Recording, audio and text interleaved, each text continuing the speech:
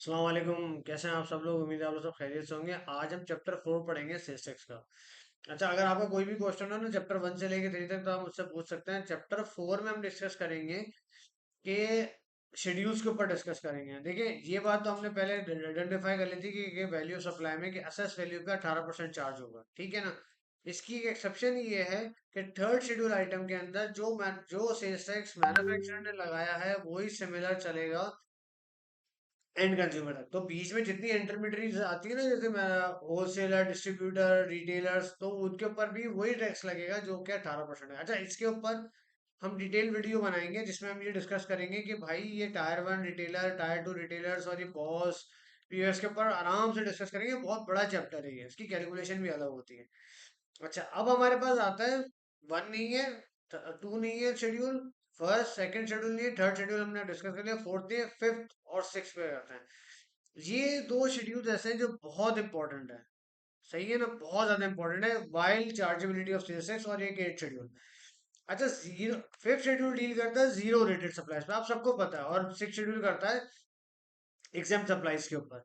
इसके दो पार्ट्स हैं, टेबल 1 और टेबल 2। सही है ना। टेबल 1 इंपोर्टेड आइटम्स के ऊपर है और टेबल 2 जो है लोकल सप्लाईज के ऊपर है। अब आप ये देखें, अच्छा, इसमें जब आप रिव्यू करेंगे ना जितने भी शेड्यूल्स है, तो आपका अगर कोई भी सवाल होता है कि यार मेरा प्रोडक्ट ये है और मैं इस कैटेगरी में क्या फॉल करता है, तो आप मुझसे पूछ सकते हो इस चीज के ऊपर। हम बात करेंगे कि कॉन्सेप्ट के बाद बात करेंगे कि डिफरेंस क्या है जीरो रेटेड और एग्जाम में। देखिए, अगर एक बंदा जो जीरो रेट सप्लाईज करता है उसको अगर रिफंड लेना है या एडजस्टमेंट लेनी है तो उसको रजिस्ट्रेशन लाजमी करानी पड़ेगी, पहला बात। और एग्जाम सप्लाईज वालों को रजिस्ट्रेशन की रिक्वायरमेंट नहीं है क्योंकि उनका प्रोडक्ट एग्जाम्ड है। अगर उनका इनपुट टैक्स भी होगा वो भी डिसअलाउ हो जाएगा, तो वो लायबल टू बी रजिस्टर्ड नहीं है, तो फर्दर टैक्स भी नहीं लगेगा, कुछ भी नहीं लगेगा उनके ऊपर, ठीक है। जीरो रेटेड सप्लाईज, अगर आपको जीरो रेटेड पे आपको इनपुट टैक्स अलाउेबल होता है जबकि एग्जाम पे नहीं, तो हमने डिस्कस कर ली इसके ऊपर बात। अच्छा, यहाँ पे जो फॉर एग्जाम्पल एक बंदा है जो रजिस्टर्ड हुआ है एग्जाम सप्लाईज करता है, उनकी जो इनपुट टैक्स है, चाहे इम्पोर्ट कर रहा है कुछ कुछ भी कर रहा है, तो वो पूरा का पूरा इनएलिजिबल हो जाएगा। मैंने अभी इसे पहले कहा, क्योंकि आपकी सप्लाईज ही एग्जाम्प्ट है। आप तो गवर्नमेंट को तो कुछ दे नहीं रहे, तो गवर्नमेंट से लो भी नहीं। लेकिन जीरो रेटेड के अंदर आप एक्सपोर्ट कर रहे हो तो एक्सपोर्ट जीरो रेटेड में आता है। तो अच्छा, इसमें फाइनेंस एक्ट 2024 में एक चीज बहुत इंपॉर्टेंट है थी, सीडल 21 के ऊपर, ईएफएस की सेल के ऊपर, एक्सपोर्ट फैसिलिटेशन स्कीम के ऊपर। उन्होंने वो फाइनेंस एक्ट 2024 से उसको रिमूव कर दिया, यानी कि अब ईएफएस की जो भी सेल होगी वो 18% पर होगी, ठीक है ना सर। तो ये एक बहुत बड़ी चेंज थी फाइनेंस एक्ट 2024 में। आप पता नहीं अब 2000 फाइनेंस एक्ट 2025 में लोग क्या करते हैं। उसके बाद एट शेड्यूल आता है। एट शेड्यूल में रिड्यूस रेट है, यानी कि 18% से कम कम रेट वाला। अब आपको फिर भी अपने प्रोडक्ट्स देखने हैं। देखिए, सेल्स टैक्स का कानून जितना भी है ना, वो शेड्यूल्स के ऊपर है। आपको बहुत स्पॉट ऑन होना होता है अपने शेड्यूल्स के ऊपर। आपको शेड्यूल सारे अच्छी तरीके से याद होने चाहिए, ये सारी चीजें, कि मेरा अगर प्रोडक्ट है तो मैं कहाँ पे जाना चाह, कहाँ पे मेरा फॉल करेगा। तो अगर आपको कोई भी सवाल हो इससे रिलेटेड तो मुझसे आप पूछ सकते हैं इसके ऊपर कि कहाँ पे फॉल करेगा मेरा प्रोडक्ट किस शेड्यूल के हिसाब से। उसके बाद, अच्छा, इस एज शेड्यूल में एक खासियत और है कि इसमें लास्ट जो कॉलम है ना उसमें लिखा होता है रिमार्क्स। रिमार्क्स में कुछ चीजें लिखी होती है कि आपका एज शेड्यूल अगर है तो क्यों है, अगर एज शेड्यूल है तो क्यों है, आपको इसका इनपुट टैक्स मिलेगा नहीं मिलेगा, वो सारी चीजें इसमें मेंशन है। मैं क्यों बार बार ये बात करता हूँ कि इनपुट टैक्स मिलेगा नहीं मिलेगा, क्योंकि देखिए, इनपुट टैक्स आपका एसेट है। इनपुट टैक्स मैंने पहले भी बात की थी, आपका एसेट है। आप अपने आउटपुट से उसको एडजस्ट करते हैं, फर्दर टैक्स से एडजस्टमेंट नहीं होती। लेकिन मैं आपको बता रहा हूँ कि आपको अपने एसेट को क्लेम करना होता है ना। आप जबरदस्ती तो नहीं बोलोगे कि आप बोलोगे यार मैं तो सप्लाईज 18% में कर रहा हूँ, मुझे इनपुट टैक्स नहीं मिलेगा, तो मेरा तो बेकार हो गया इनपुट टैक्स से सेक्शन वॉइस लेना। मिसाल के तौर पे मैं लेता हूँ, मैंने अब सप्लाईज किया 18% पे, और मैंने जो परचेजेस किए वो फॉर एग्जाम्पल मैं कहता हूँ 8% पे की है, 10% पे की, जो भी रेट है। अगर मुझे उसका इनपुट टैक्स नहीं मिलेगा तो इसका मतलब ये होगा कि मैं पूरा का पूरा आउटपुट टैक्स मुझे पे करना पड़ा है। तो मैं जब पे कर रहा हूँ 18%, तो मेरा तो लाइबिलिटी बढ़ रही है ना, मेरा कैश आउटफ्लो ज्यादा हो जाएगा। तो एक कंसर्न होता है बहुत सारे लोग को इसके ऊपर। उसके बाद आता है 11 शेड्यूल। 11 शेड्यूल जो है ना, देखिए, ये at the time of payment है। क्यों? क्योंकि withholding of sales tax है। अब withholding of sales tax के ऊपर हमने बात करनी है। यहाँ पे मैं आपको 11 शेड्यूल लेके जाता हूँ। देखिए, ये 11 शेड्यूल है।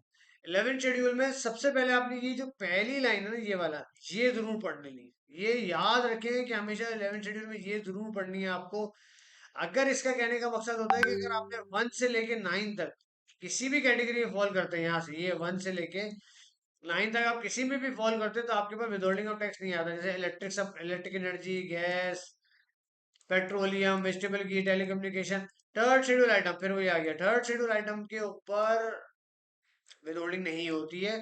उसके अलावा अगर एक कमर्शियल इंपोर्टर है और उसने 18+3% दे दिया, वैल्यू एडिशन टैक्स क्या होता है 12 शेड्यूल में लिखा है 3% का, यानी कि 18+3 पे कर दिया है, तो उसके ऊपर भी पेमेंट रिसीव करते वक्त अगर वो आगे सप्लाईज करते तो वो पेमेंट रिसीव करेगा, तो उसका विदहोल्डिंग ऑफ टैक्स नहीं होगा।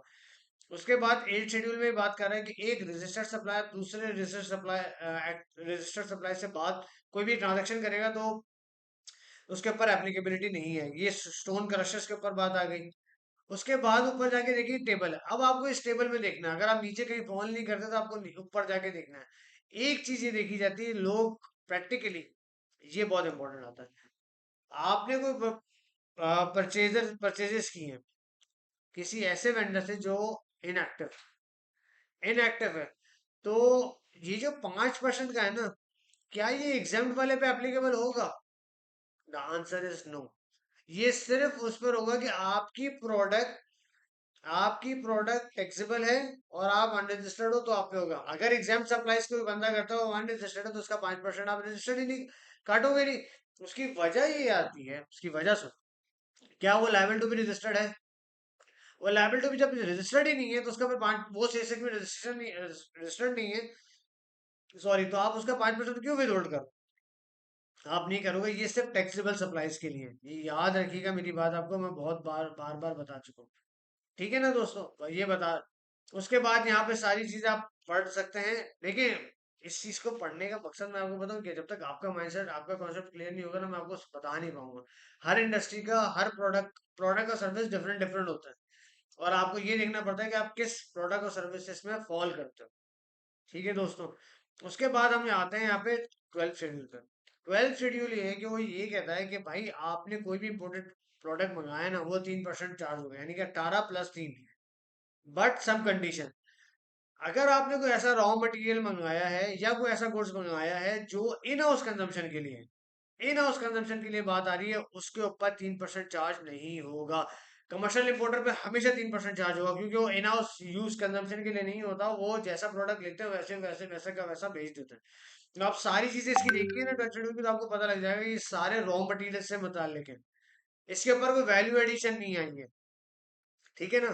तो ये जो आपका शेड्यूल है ना, 11th और 12th, ये अगर आपका कोई इसमें क्यूरीज आती है ना तो हम उससे पूछ सकते हैं। इंशाल्लाह 5वें चैप्टर में ना हम एक सिनेरियो डिस्कस करें।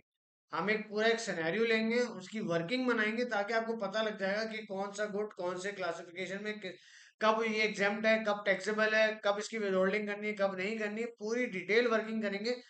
पहले आसान सवाल करेंगे, आसान आसान चीजें करेंगे, उसके बाद मुश्किल चीजों पे जाएंगे जहाँ पे बहुत सारे प्रोडक्ट्स आते हैं, बहुत सारी इम्प्लीकेशंस आ सकती हैं, फिर फिफ्थ शेड्यूल की, सिक्स शेड्यूल की, एट शेड्यूल की, तो वो हमारे लिए बहुत ज्यादा बेहतर होगा। अभी तक 4th चैप्टर तक मैंने सिर्फ आपको एक एक खाका जो है ना शॉर्ट वीडियोस में बताया कि आपको किस तरीके से सेल्स टैक्स को पढ़ना है, सेल्स टैक्स को किस तरीके से आपको करना है, उसके बारे में डिस्कशन हमने की है। मैं आपसे फिर भी कह रहा हूँ, अगर आपको कोई भी क्वेश्चन हो ना इसमें, तो मुझसे जरूर पूछिएगा कि वैल्यू एडिड ये सेल्स टैक्स का कानून किस तरीके से चलता है। उसके बाद जब हम सवाल कर लेंगे ना, तो कुछ सेक्शन 73 की कंप्लाइंसेस हैं, कुछ हम रिफंड्स के ऊपर बात करेंगे कि रिफंड का एनएच एच किस तरह बनता है, कुछ नई अमेंडमेंट्स जो आई हैं उसके ऊपर भी हम डिस्कशन करेंगे इंशाल्लाह, ताकि आपका माइंड सेट क्लियर हो। देखिए, सबसे पहले से किसी भी कानून को पढ़ने से पहले आपका प्रिंसिपल्स बहुत अच्छे होने चाहिए, आपके लॉ की अंडरस्टैंडिंग, आपकी लॉ की ग्रिपिंग बहुत अच्छी होनी चाहिए। स्पेसिफिकली सेल्स टैक्स के अंदर, सेल्स टैक्स पूरा का पूरा जो है ना, वो शेड्यूल्स पे डिपेंड करता है। आपको कभी भी डिपार्टमेंट से कोई नोटिस आएगा तो वो इसी बात पर आएगा कि आपने इनपुट टैक्स सही क्लेम नहीं किया है, आपने सेक्शन 8 की कंप्लायंस नहीं की है, आपने अपना प्रोडक्ट सही शेड्यूल के तहत चार्जेबिलिटी नहीं की है, आपने विदहोल्डिंग टैक्स सही नहीं किया है, आपका इम्पोर्ट स्टेज पे ये टैक्स कटा है। इन सारे के ऊपर बात आएगा नोटिस के ऊपर। उनको आपके आउटपुट से रिलेटेड सिर्फ ये होगा, जब भी आउटपुट का नोटिस आएगा वो ये हमें चैलेंज करेगा कि आपने सेल्स टैक्स का रेट गलत पिक किया है। और इनपुट टैक्स पे हमेशा ये बात करेगा कि आपने टैक्स क्रेडिट गलत लिया है, आपने विदहोल्डिंग टैक्स गलत की है, आपने सेक्शन 73 की कंप्लाइंस नहीं की, आपने पेमेंट जो की है वो सही नहीं की है, पेमेंट आपने अदर देन क्रॉस चेक नहीं की है। हम इंशाल्लाह इसके ऊपर भी डिस्कशंस करेंगे।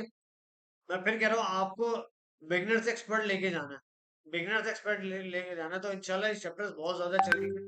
आपका कोई भी सवाल हो, कोई भी क्यूरी हो, हम मुझसे पूछ सकते हैं freely. Thank you so much, मैं बहुत ज्यादा ख्याल रखिएगा। अस्सलाम वालेकुम।